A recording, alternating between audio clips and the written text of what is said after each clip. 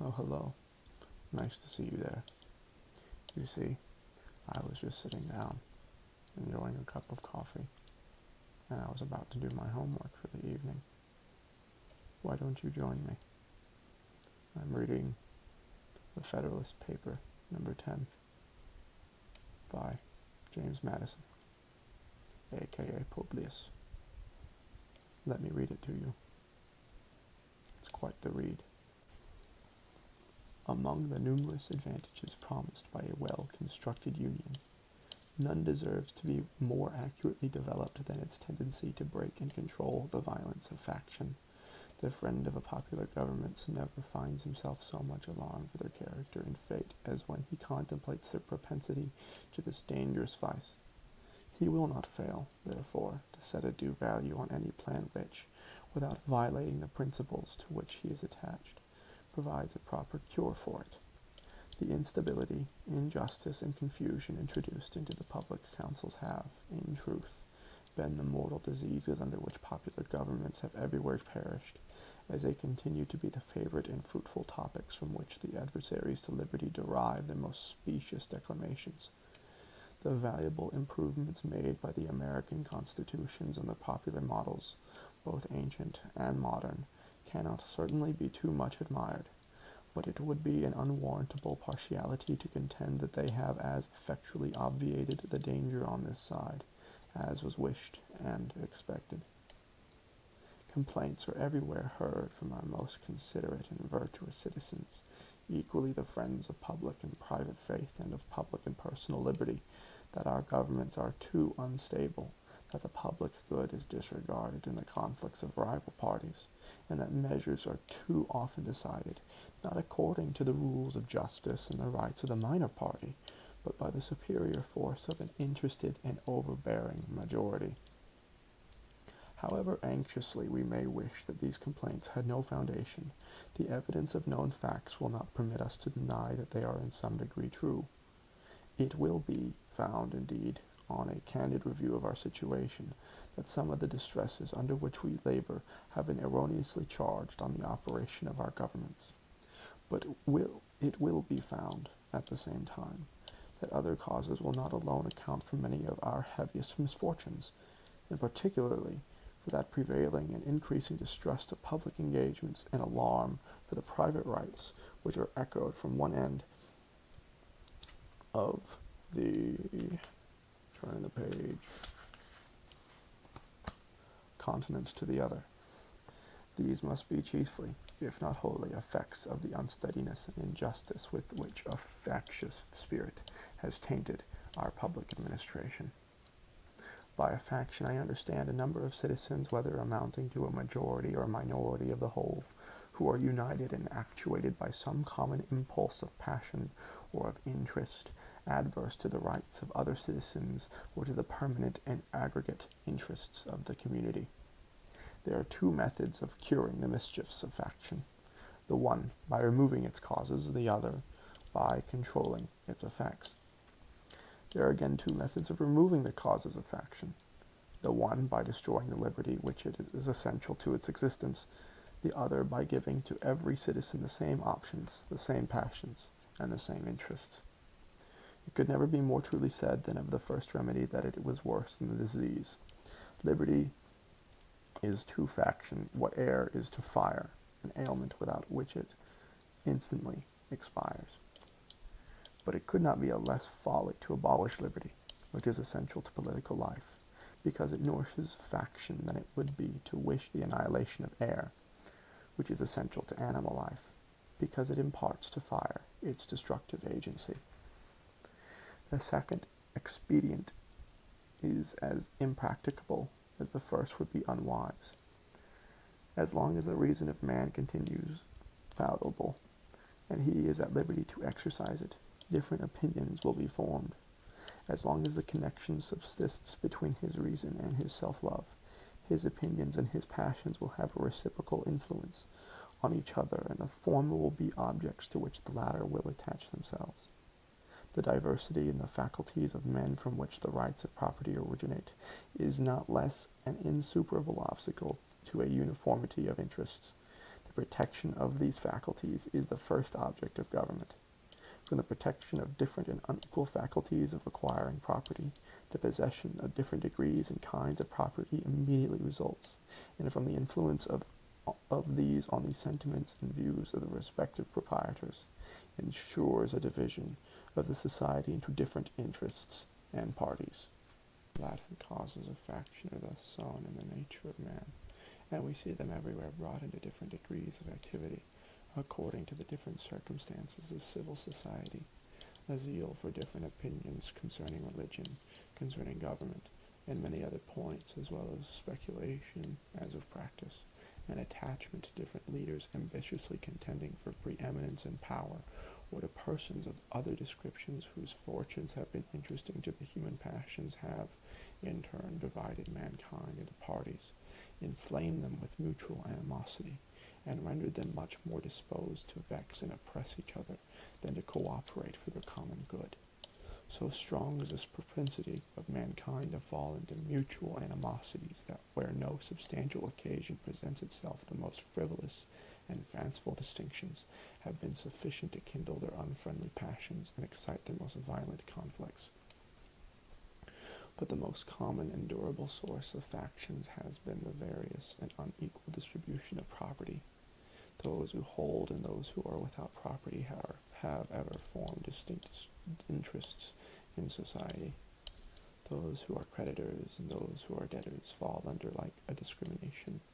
A landed interest, a manufacturing interest, a mercantile interest, a moneyed interest, with many lesser interests, grow up of necessity in civilized nations, and divide them into different classes, actuated by different sentiments and views.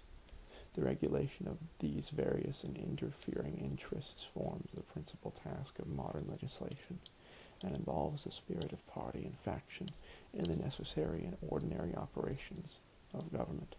No man is allowed to be a judge in his own cause, because in his interest would certainly bias his judgment, and not improbably corrupt his integrity. With equal, nay, greater reason, a body of men are unfit to be both judges and parties at the same time. Yet what are many of the most important acts of legislation but so many judicial determinations, not indeed concerning the rights of single persons, but concerning the rights of large bodies of citizens?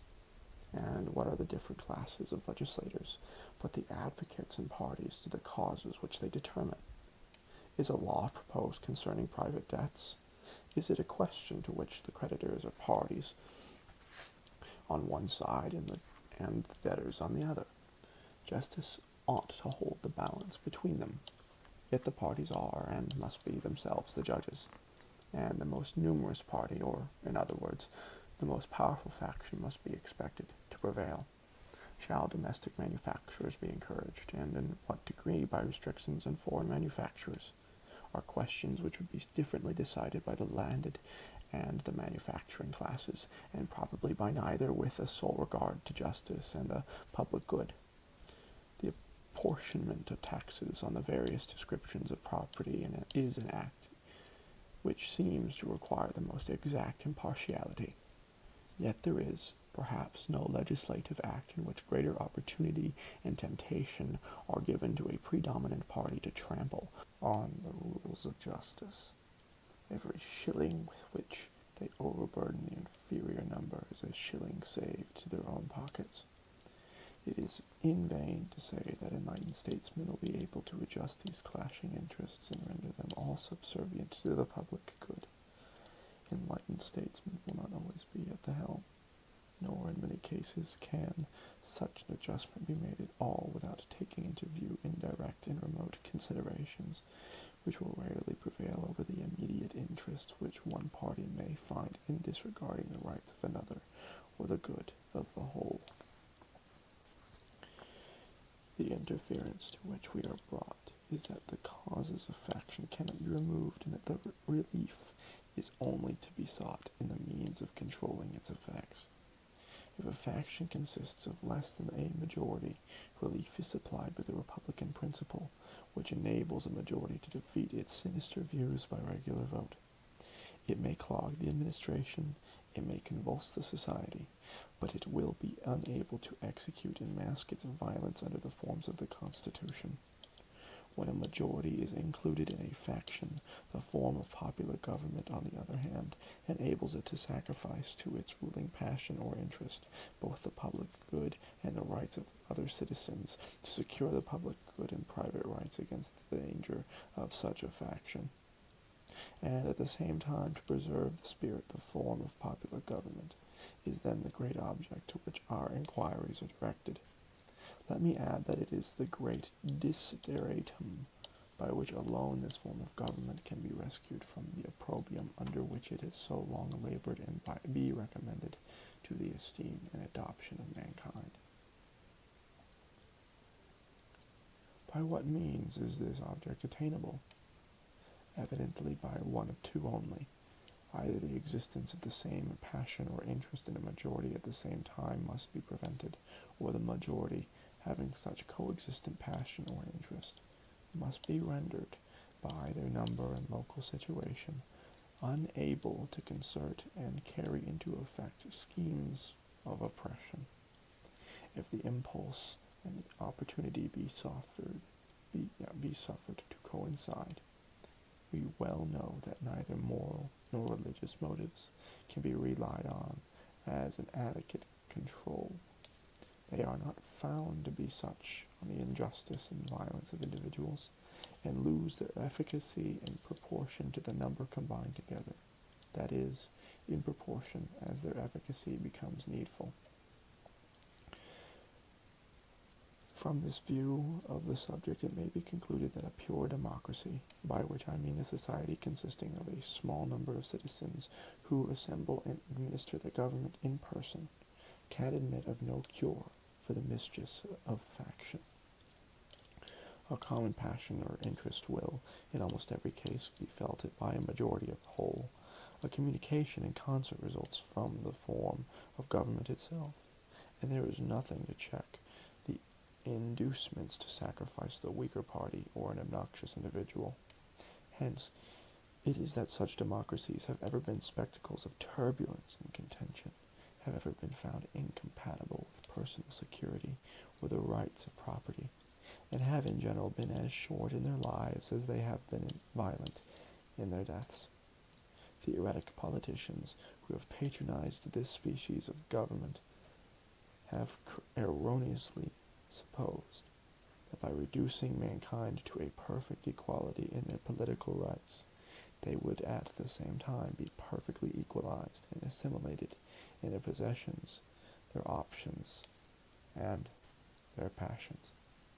We see in this passage that Madison is arguing against some form of democracy and much more in favor of an elitist form of Republican government in which essentially the best people can make the best decisions, not necessarily the quantity of them, but rather the quality of the individuals who are selected would be best fit in order to make those decisions against factionalism, or rather detrimental factionalism within the young American Republic. He also argues that this factionalism is bound to happen, that it is preventable because of the human condition, and to suffocate such factions upon their existence would mean that one must remove that liberty to which every man is bound to by their birthright. Thank you for listening. I'm afraid I have to go. I might finish this if this does well enough. Honestly, I did this because I was bored, and I had nothing else to do. So, I hope you fell the heck to sleep or something. So yeah, thank you. Or maybe you learned something. B-Star's videos coming up. That's what I'll be working on next, I believe. Thank you once again for watching, or listening, or sleeping. Goodbye, and good night.